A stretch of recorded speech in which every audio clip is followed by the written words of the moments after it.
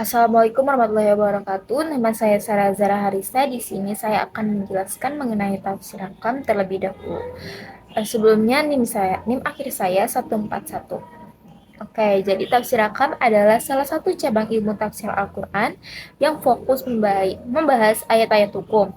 Jadi, tafsir ini lebih menitik beratkan pada ayat yang berhubungan dengan aturan hidup manusia.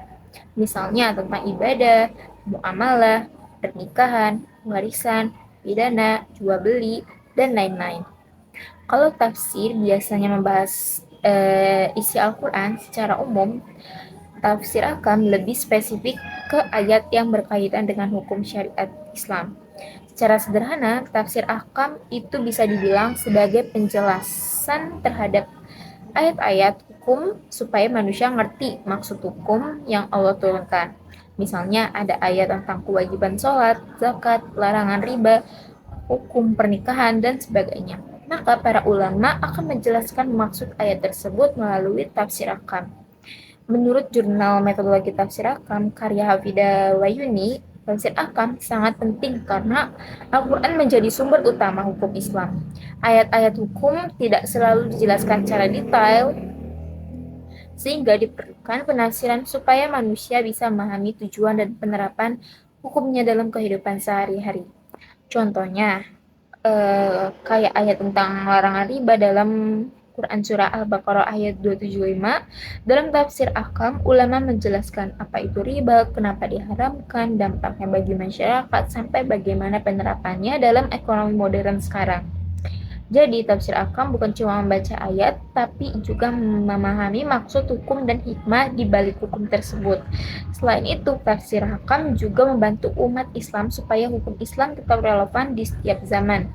Karena perkembangan zaman terus berubah, maka para ulama menggunakan metode tafsir untuk memahami tujuan syariat, bukan hanya melihat teks secara kaku. Makanya, tafsir Ahkam punya hubungan erat dengan maqasid syariah atau tujuan diturunkannya hukum Islam. Maka selanjutnya saya akan menjelaskan tentang maqasid syariah dan 5 hal yang harus dijaga.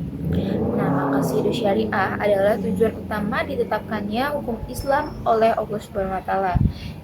Intinya, semua hukum dalam Islam itu dibuat bukan untuk mempersulit manusia, tapi justru untuk menjaga kemaslahatan hidup dan kebaikan hidup manusia di dunia maupun di akhirat. Nah, menurut Imam Al-Ghazali, maqasidus syariah memiliki 5 pokok utama yang harus dijaga, yaitu menjaga agama, jiwa, akal, dan keturunan, dan harta. 5 hal ini disebut al-daruriyat al-khams. Yang pertama, di sini ada hifz ad-din atau menjaga agama. Yang pertama, ini menjaga agama, maksudnya Islam sangat memperhatikan supaya manusia tetap memiliki keimanan dan bisa menjalankan ibadah dengan baik, karena agama menjadi pedoman hidup manusia. Contohnya, Allah mewajibkan sholat, puasa, zakat, dan haji supaya hubungan manusia dengan Allah tetap terjaga.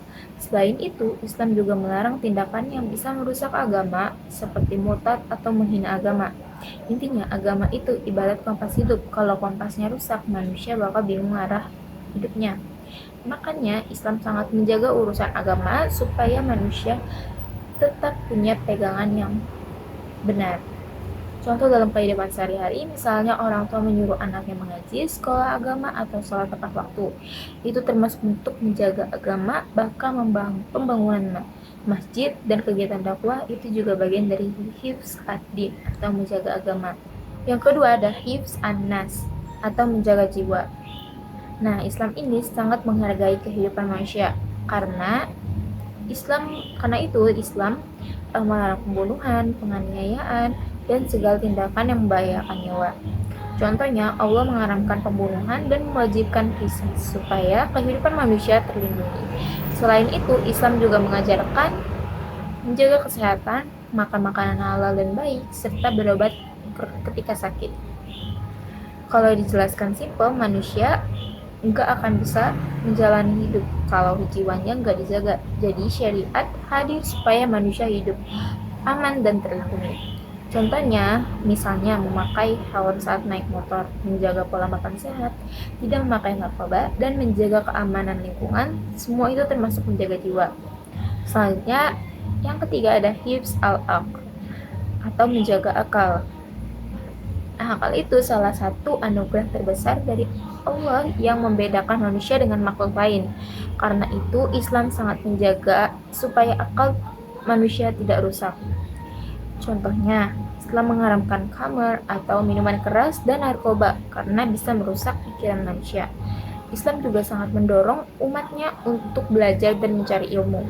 Kalau dijelaskan lebih rinci, akal itu kayak mesin utama manusia buat berpikir dan mengambil keputusan. Kalau akalnya rusak, hidup seseorang juga berantakan. Makanya, sekolah, belajar, membaca buku, dan mencari ilmu termasuk bagian menjaga akal. Sebaliknya, mabuk-mabukan atau memakai narkoba termasuk tindakan yang merusak maqasid syariah karena menghancurkan akal manusia. Selanjutnya ada hifz an-nasl atau menjaga keturunan. Nah, Islam ini ingin supaya manusia memiliki keturunan yang jelas, baik dan terhormat. Karena itu Islam mengatur pernikahan dan melarang zina. Tujuannya supaya nasab atau garis keturunan manusia tetap jelas dan kehidupan keluarga berjalan baik. Contohnya Islam mewajibkan pernikahan yang sah, mengatur hak-hak kewajiban manusia, suami istri, dan melarang pergaulan bebas. Kalau dijelaskan sederhana, bayangin kalau nggak ada aturan tentang keluarga dan pernikahan. Nanti kehidupan sosial bisa kacau dan anak-anak kehilangan perlindungan. Maka Islam menjaga keturunan supaya generasi manusia tetap baik dan teratur. Contoh sekarang misalnya mendidik anak dengan baik, menjaga pergaulan, dan membangun keluarga harmonis. Itu semua termasuk menjaga keturunan. Selanjutnya ada hifz al-mal atau menjaga harta. Nah, Islam itu mengakui bahwa manusia butuh harta untuk hidup, tapi cara mendapatkannya harus halal dan benar. Karena itu Islam melarang mencuri, korupsi, riba, penipuan, dan segala bentuk pengambilan harta orang lain secara tidak adil. Sebaliknya, Islam mengajarkan bekerja, berdagang dengan jujur, dan bersedekah. Kalau intinya harta itu penting buat kebutuhan hidup, tapi kalau nggak dijaga dengan aturan bisa muncul kejahatan dan ketidakadilan. Makanya Islam mengatur cara mencari dan menggunakan harta. Contoh sekarang misalnya tidak korupsi, tidak menipu saat jual beli online, menjaga uang dengan baik, dan bekerja secara halal. Kayak kesimpulannya, jadi maqasid syariah itu tujuan utama syariat Islam untuk menciptakan kehidupan manusia yang baik dan teratur. 5 hal pokok yang dijaga adalah agama, jiwa, akal, keturunan, dan harta. Semua hukum Islam pada dasarnya bertujuan menjaga 5 hal tersebut supaya manusia mendapatkan kemaslahatan di dunia dan akhirat. Kalau misal dipahami dari dalam, sebenarnya syariat Islam itu bukan buat menyulitkan manusia, tapi justru untuk melindungi manusia dalam segala aspek kehidupan. Karena itu, maqasid syariah jadi dasar penting dalam memahami hukum Islam dan tafsir ahkam. Terima kasih. Wassalamualaikum warahmatullahi wabarakatuh.